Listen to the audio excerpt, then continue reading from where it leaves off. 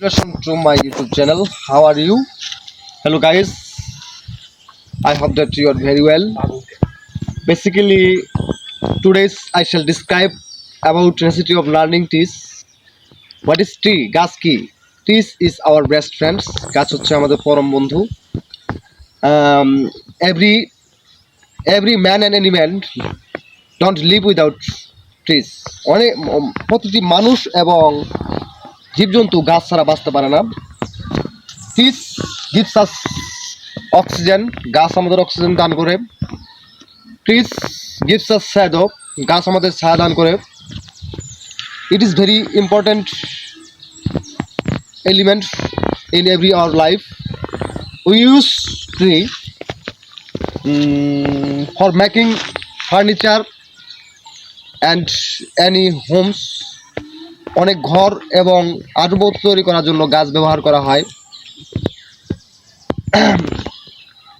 Trees are used for fuel. গাছ জ্বালানির জন্য ব্যবহার করা হয়. A tree is very essential in the society. গাছ হচ্ছে একটা সমাজের পরম বন্ধু. We should protect the tree. আমাদের উচিত গাছকে রক্ষা করা. কামিন আসুন, উই প্ল্যান্ট ট্রি. আমরা বৃক্ষরোপণ করি. We protect the environment. আমরা পরিবেশকে বাঁচাই. We don't plant tree if we don't plant tree. যদি আমরা বৃক্ষ না রোপণ করি, আওয়ার এনভায়রনমেন্ট উইল বি থ্রেটেড.